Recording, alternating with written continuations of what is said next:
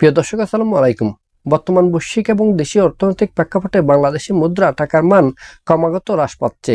এই পরিস্থিতি শুধুমাত্র আমদানি খরচ বাড়াচ্ছে না, বরং সাধারণ মানুষের জীবনযাত্রাকেও বড় ধরনের চ্যালেঞ্জের সম্মুখীন করছে। তাই আজকে আমরা এই ভিডিওতে টাকার মান কমার কারণ, এর প্রভাব এবং এর সমাধানের উপায় নিয়েই আলোচনা করব। টাকার মান কমে যাওয়ার কারণ: 1. বৈদেশিক মুদ্রার ঘাটতি।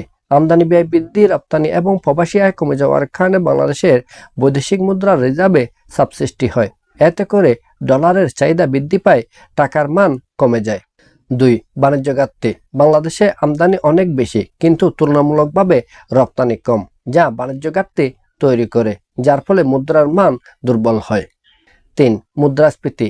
অভ্যন্তরীণ বাজারে দ্রব্যমূল্য বৃদ্ধির ফলে টাকার ক্রয় ক্ষমতা হ্রাস পায়, যার ফলে টাকার মান প্রকৃতপক্ষে দুর্বল হয়।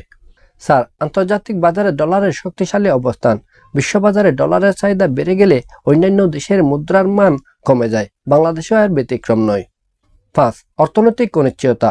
বিনিয়োগকারীদের আস্থা কমে গেলে বিদেশি বিনিয়োগ হ্রাস পায়, যা অর্থনীতিতে নেতিবাচক প্রভাব ফেলে এবং দেশীয় মুদ্রার মান কমে যায়। টাকার মান কমে যাওয়ার প্রভাব: 1. আমদানি পণ্যের মূল্য বৃদ্ধি। খাদ্য, জ্বালানি, ওষুধ সহ যে সমস্ত পণ্যগুলি বিদেশ থেকে আমদানি করতে হয়, সে সমস্ত পণ্যগুলোর মূল্য বৃদ্ধি পায়। ফলে সাধারণ মানুষের দৈনন্দিন খরচ বেড়ে যায়, বিশেষ করে নিম্নবিত্ত এবং মধ্যবিত্তদের উপর চাপ পড়ে। এছাড়াও বৈদেশিক ঋণের পরিমাণ যেহেতু অপরিবর্তিত থাকে, সেহেতু দেশীয় মুদ্রার মান কমে যাওয়ার কারণে ঋণ পরিশোধের খরচ বেড়ে যায়। আমাদের করণীয় কি? আমাদের করণীয় হচ্ছে রপ্তানি খাতকে শক্তিশালী করা। একটি পোশাক খাতের উপর নির্ভরশীল না থেকে আমাদেরকে রপ্তানি খাতে বৈচিত্র্য নিয়ে আসতে হবে। বিশেষ করে কৃষি, হিমায়িত খাদ্য, ওষুধ, আইটি সহ আরও অন্যান্য যে সমস্ত বিষয়াবলী, যে সমস্ত পণ্যাবলী বৈদেশিক মুদ্রা আয় করে, সে সমস্ত খাতে আমাদেরকে বিনিয়োগ করতে হবে। রপ্তানি খাতকে আরও শক্তিশালী করতে হবে। 2. প্রবাসী আয় বাড়ানো। বৈধ পথে যাতে প্রবাসীরা বাংলাদেশে তাদের রেমিটেন্স পাঠাতে পারে, সেই জন্য ব্যবস্থা গ্রহণ করতে হবে। নতুন নতুন প্রণোদনা প্যাকেজ ঘোষণা করতে হবে। এর বাইরেও প্রবাসীদেরকে যাতে করে সচেতন করা যায়, সেই জন্য উদ্যোগ গ্রহণ করতে হবে। 3. অর্থনৈতিক স্থিতিশীলতা নিশ্চিত করা। রাজনৈতিক স্থিতিশীলতা, বিনিয়োগ বান্ধব নীতি এবং দুর্নীতিমুক্ত প্রশাসন গড়ে তোলা গেলেই আমাদের বাংলাদেশে বিদেশি বিনিয়োগ আকৃষ্ট হবে, অর্থনৈতিক স্থিতিশীলতা নিশ্চিত হবে।